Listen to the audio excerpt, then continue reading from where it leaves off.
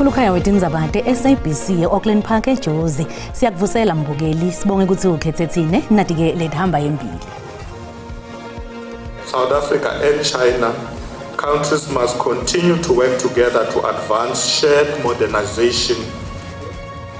Lisekela lamengameli Paul Mashatile lithi budlelwane baleli nele China buya ngekuya buyaqina futhi sebungaqathaniswa nalamanye emave emhlaba labambisene naleli.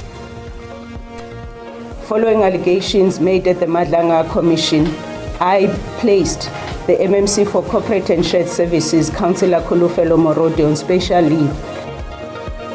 Sodolobha wamasipala weTshwane Dr. Nasiphi Moya uyamukela imiphumela yetinsolo tenkohlakalo nekungahanjiswa kahle kwethenda yalo masipala lokuvele eKhomishaneni yaMadlanga.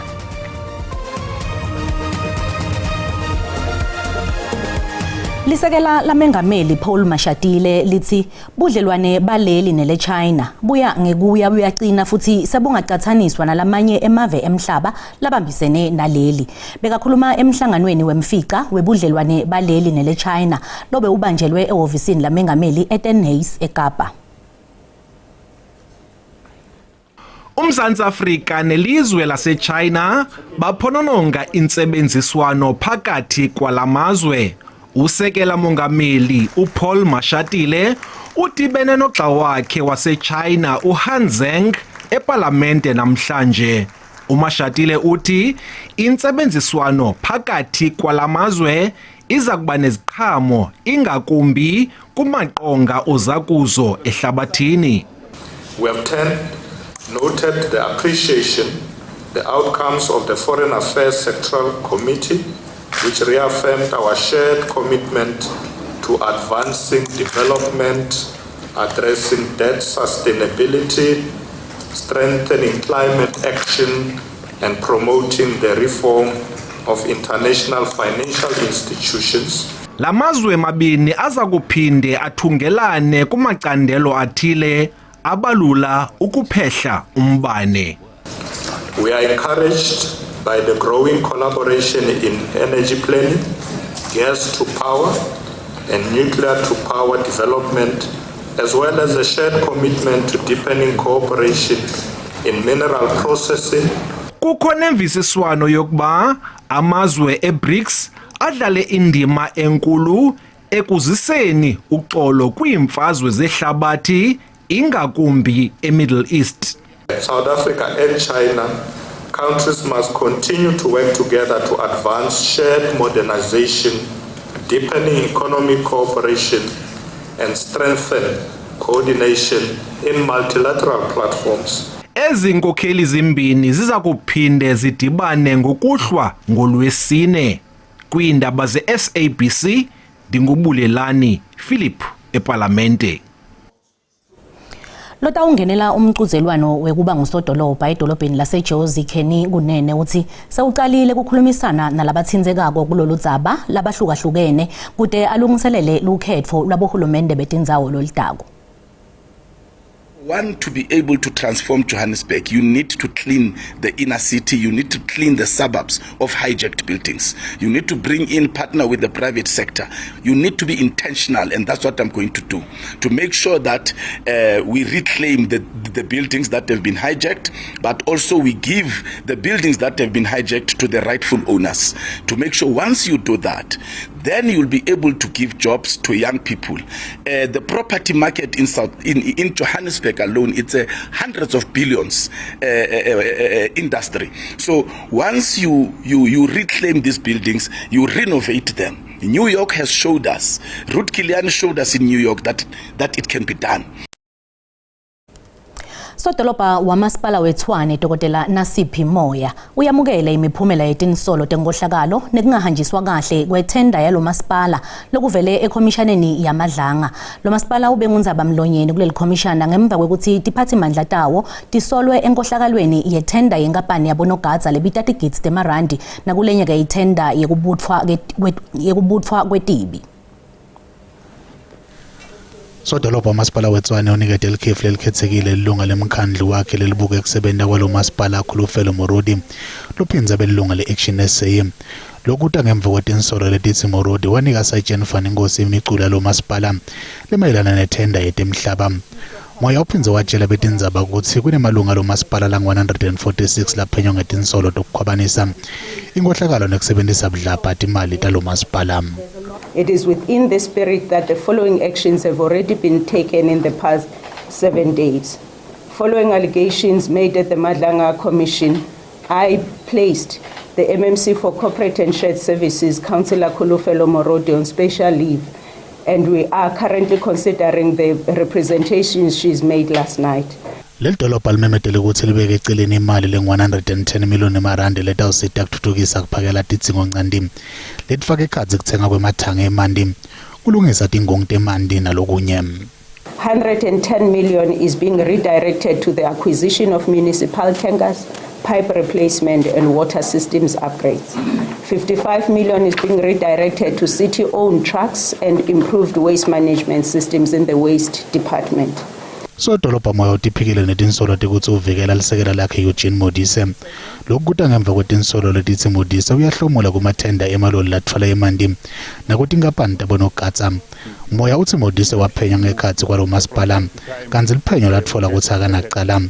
Uphikile nekuthi umvikela ngenxa yokuthi ufuna kuvikela sifundise tinhlangano letibusa ngekubambisana kulo masipala.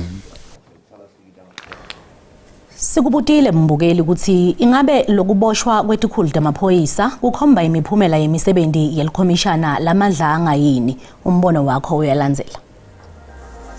Le commissioner kaMadlanga ivundulule amakati esakini isikutshela kahle manje lento ukuthi akekho umuntu onomthetho ngaphezulu komunye.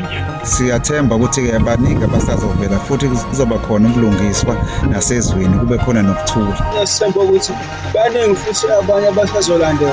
Nalifuna sibonga umkhwanazi kuba le commission sekunje kungenxa kaMkhwanazi. Khombisa kona ukuthi inkomishana bayemadlanga yasebenta uma ngabe abopha tikhulu temaphoyisa noma abopha letikhulu letisetulu ukukhombisa kona ukuthi akakhethi bala la muntu. Ikomishana kaMadlanga yenza umbereko omkhulu khulu ukudlula amakomishana akhe abakhona. Iyasebenza kakhulu le komishana ayiqhubeke nje iloku iphenya ikakhulu kritikila mkhuba letingendikade temaphoyisa. Lona ngumbono wembukeli iSABC ethe first ukuthi phendvulela ngawo. Seyiqalile ingomfa yokukhetha abaholi beANC esifundeni seMpumalanga. Le ngomfa libanjwe kulesifundza ye-14 kanti kulindzeleke ukuthi icacise ngelikusasa lalenhlangano njengobe ilungiselela kubamba lukhetho labohulumende betindzawo ngasekupheleni kwalomnyaka. Lisekela lamabhalane jikelele weANC noMvula Mokonyane liyingcenye ke yale ngomfa. Asesibukele ukuqhubekako nyalo. On behalf of the Ehlanzeni Executive Committee, the people of the membership of the African National Congress and the people of Ehlanzeni, I extend a warm and revolutionary welcome to all delegates from our sister region, as well as all those who have come to support and participate in this historic conference. We are honored to host you in this beautiful region of our province, a region rich in natural heritage defined by its unique fauna and flora, sustained by the warmth of its people. As this conference concludes on the eve of the Easter weekend, we encourage you to extend your stay to experience the beauty of Ehlanzeni and to appreciate what our land has to offer. We want to assure you with confidence and responsibility that your safety and well-being through your stay in our region remain guaranteed.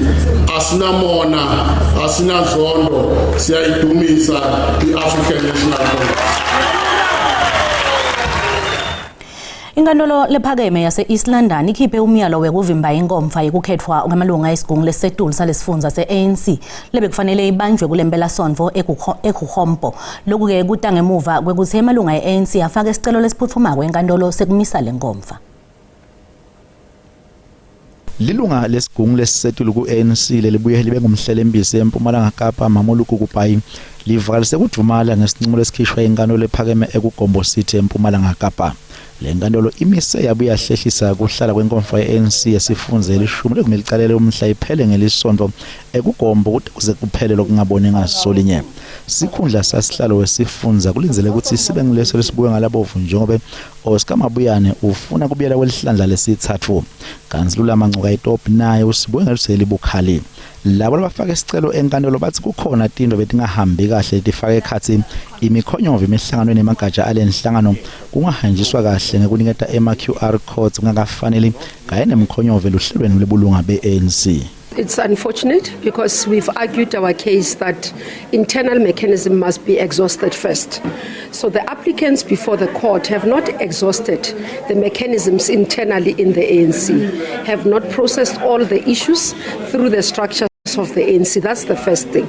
Number two is that delegates have arrived in terms of registration, so there are cost implications that is there. And our issue is that while you're looking at the other rights, you should not infringe on the others' rights as well, because all delegates of the ANC have. Where we see the judgment is talking about the issue of complying with the guidelines and the constitution. We are compliant with the guidelines, and that's why we've asked the applicants to comply with the guidelines, because the guidelines speaks about the appeal mechanisms inside the ANC, both in terms of the PDRC, NDRC and NDRCA. Lokhulumela iANC eMpumalanga Kapa uqinisekisile ukuthi le nhlangano seyifaka amaphepha enkantolo njengemitamo yokuthi iqhubeke le nkomfa. Inkantolo ithi bekude isikhathi lesanele sekuthi kungabhungwa ngaloko bekukhalwa ngako.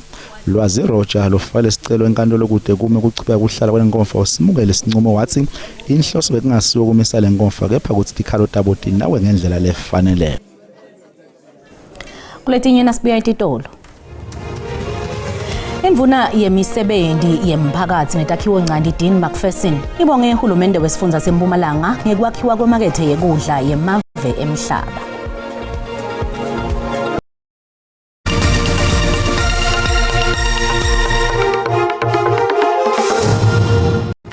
Wamukelekile mbukele esigabeni sesibili setindzaba mawucetsa ngena ukhethe kahle kusekhona nathi. Kazi-ke ungatitfola ngekuthi SABC tindzaba etingondleni tekuchumana ku-YouTube, Facebook, X, SABC Plus na ku-TikTok. Imvuna yemisebenzi yemphakathi netakhiwo encane Dean McPherson ibonge uhulumende wesifundza seMpumalanga ngekwakhiwa kwemakethe yekudla yemave emhlaba. Ivula umhlangano wa 2026 eMbombela wemvuna kanye nemalunga emkhandlu. Lemvuna kanye nebaphathiswa betifundza letehlukene batshelwe ngemklamo wemali lebalelwa ku-1.7 billion wemarandi nanekuthi utawushintsha njani umkhakha wetekulima kulesifundza nakulelive. Imvuna nebaphathiswa batawuphindze bavete imibiko kanye nemasu lakhona kulokunye kufaka ekhathi nekubuketwa kwe-South African Construction Action Plan. Sekusondele isikhathi sekuvulwa kwemklamo lo wasungulwa ngeminyaka wa 2018 lobekulinzeleke ukuthi ubite imali lelinganiselwa ku-1.2 billion wemarandi. Lo mklamo ubite imali lebalelwa ku-1.7 billion wemarandi. Indvuna yemisebenzi yemphakathi netakhiwo encane ibambisene nebaphathiswa betifundza letehlukene bakhonjiswa lo mklamo kuyobona ukuthi uphetheni kanye nemsebenzi lotanawo. Lendvuna ithi umhlangano wabo utawubuka tindvo letawucinisekisa ukuthi imiklamo lefutelena ayibambeleleki. In construction there are always concerns around delays and escalations and some of those pictures were painted for us earlier. Umphathiswa wemisebenzi yemphakathi imigwaqo kanye netekuthutha Thula Sizwe Thomo uthi lo mklamo ubafundise lukhulu. Firstly, I think the planning phase on its own created major problems for us. These are some of the things that I think we need to consider.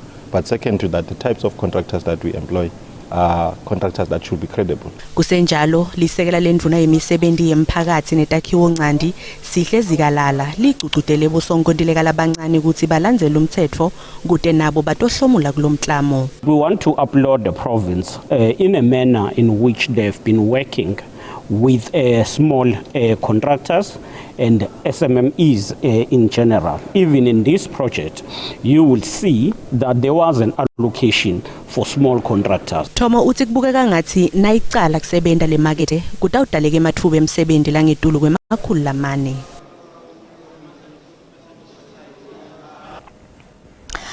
Nanobe kukhulunyiswana mayelana nekuhlaselwa kwempahla netakhiwo ncandi letimgqokwa kulembi lesemkhathini kwelemelika neIsrael ilwa nele-Iran, lembi ayikhombisi ukuphela nakancane. Kuhlasela emoyeni naletinye tinhlobo tekuhlasela soloke kuyaqhubeka.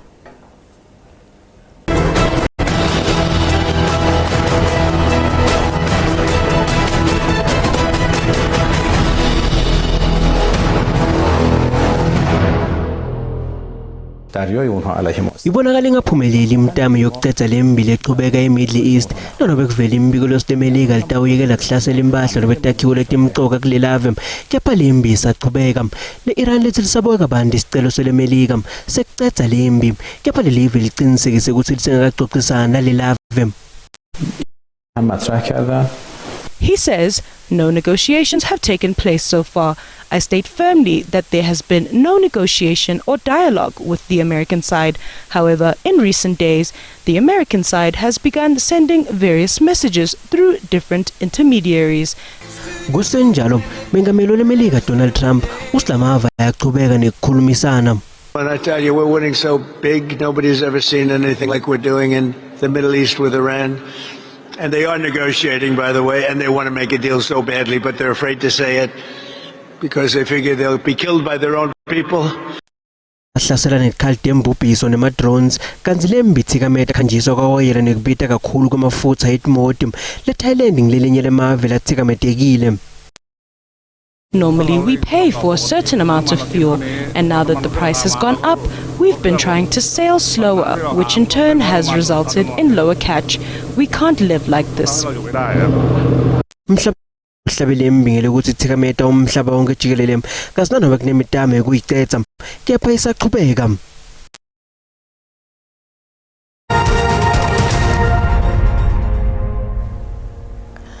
Lowe ngamele libhange ngodla lisejahanyaho uthi likomidi lenqubomgomo yetetimali emabhange linqume kugcina linani lemali mboleko lime ku-6.75 wema% kulandzela kwenyuka kwenani lenzengo yawoyela. Lokhu ke kusho ukuthi linani lemali mboleko lebolekwa bantfu emabhange litawugcinwa lime ku-10.25 wema%. Hanyaho uthi libhange ngodla libuke lembi yaseMiddle East ngeliso lelibukhali. The fact is, we are still only a few weeks into the crisis. The coming months will be crucial for assessing the longer-term inflation consequences. Given current forecasts, we see inflation risks to the upside. Against this backdrop, the MPC decided to keep the policy rate unchanged at 6.75%. The decision was unanimous. Kanzi nazivakashele timakethe tetimali sitfola ukuthi lirandi lehlile nalicathaniswa netimali takulamanye emave. Lirandi libita 17 rand 3 cents nalicathaniswa nelidola lasemelika. Pondo waseBrithani ubita 22 rand 73 cents. Li-euro libita 19 rand 67 cents. Lipula libe ngu-1 rand 17 cents. Ingomba yetabelo tonke JSE yehlile. Igolide ibita $4,462 li-ounce, iplatinum ibita $1,710 li-ounce, woyela longakahlutwa ubita $63.57 umphongolo. Kuna Dan Dlamini kulethamba embili, kulethuma embiteni kuligwalagwala FM. Lishonile Dan?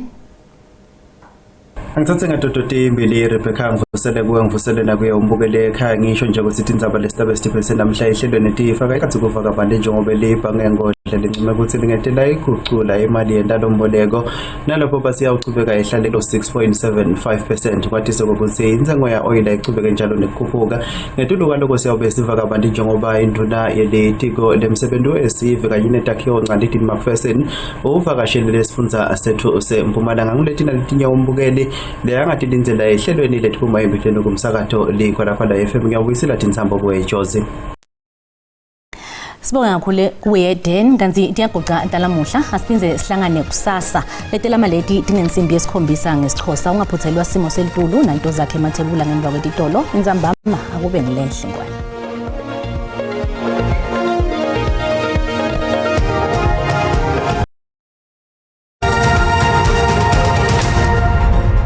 International ngiranza batalo kanjalo ngeInternational nginaso simo selitulu sikubingelele sikwamukele kunaso simo selitulu kanti ke masibuka sithombe fakhombisa kumahle kakhulu ke mathuba emvula mawubuka ke lacishe enkabe nelive ngolalo muhle njengoba lapha kuye ke la 60% kanti akade aku 30% mawehlela ke la itifundzeni letselugwini nelive ngolalo muhle kanti ke naselangeni lakusasa aqhubeke njalo lawo mathuba emvula njengoba anyukela ke ku 80% cishe ke incenye esifundza ke la iNorthern Cape, Western Cape, Eastern Cape asimile ku 60% enkabe nelive kanti ke aku 30% mawubuka cishe ke la empumalanga yelive ngolalo muhle kanti ke isixwayiso lesivela baka South African Weather Service likhombisa ke la ukuduma kakhulu mawubuka ke la cishe enkabe nelive kakhulu kade esifundza iNorthern Cape kanjalo nesifundza ke Free State wehlele ke esifundeni iKwaZulu Natal ngolalo muhle kanti ke naselangeni lakusasa sesekhona lesixwayiso njengoba liqhubeke njalo nekuduma kakhulu cishe enkabe nelive ngolalo muhle kanti ke uma siqhubeka sikubukela ke la emazinga ekushisa kuthi semenjani kakhulu kade elangeni lakusasa masibuka ke sifundza iGauteng indzawo lefana nabo Johannesburg lapha ku 27 eVereeniging kanjalo nase Springs lapha ku 26 28 mabuka indzawo lefana nabo Broncospraids kanti ke sifundza iLimpopo indzawo lefana nabo Musina lapha ku 31 lishisa likhipha umkhovetsheni ePhalabura nga 31 kanti ke 30 eThabazimbi kanjalo nase Bhelabhela liyashisa nga 31 kanti ke sifundza iMpumalanga indzawo lefana nabo Carolina lapha ku 26 lipholile leto indzawo leto kanti ke 27 mabuka ke la kubombombela kanjalo kubomashishini wehlele ke kubo Standard Zone likhombisa ke la kufuthumala leto indzawo leto ngolalo muhle kanti ke KwaZulu Natal tindzawo letfana nabo uLundi kuyashisa nga 30 wehlele eCharles Bay nga 31 kanti ke 28 mabuka bo Port Shepstone kanti ke Kokstad ngolalo muhle lapha kuyeke la 27 kanti ke Eastern Cape indzawo letfana ke la nabo kwaNojoli liyashisa nga 31 wehlele Gqeberha nga 32 eMakhanda nga 31 kanjalo naseXonqa kanti ke lipholile imali itswayi ngolalo muhle ngayeke la 24 iWestern Cape indzawo letfana nabo Hleni Williams lapha kuyeke la 29 kuyashisa eBeaufort West ngayeke la 30 ngolalo muhle mabuka indzawo letfana nabo George Bomosel Bay likhombisa ke kuphola leto indzawo leto ngayeke la 23 24 eCape Town ngalo muhle kanti ke iNorthern Cape indzawo letfana ke la nabo Springbok lapha ku 29 26 eCalvina 25 eSutherland eKhanavoni kuyashisa nga 30 kanjalo nakubo Uppington ngalo muhle kanti ke siqhubeka sibuka ke la sifundza iFree State indzawo letfana nabo Bothaville lapha ku 31 29 eVelkom kanjalo naseFixburg ngalo muhle ku Bethlehem likhombisa ke la kuphola nga 25 kanti ke sengiphetha sibuka ke la sifundza iNorthwest indzawo letfana nabo Botosca lapha ku 32 bo Vryburg lapha kuye ke la 30 29 mabuka indzawo letfana nabo Taung ngalo muhle kungakube ngikuphathele kona busuka bube lobuhle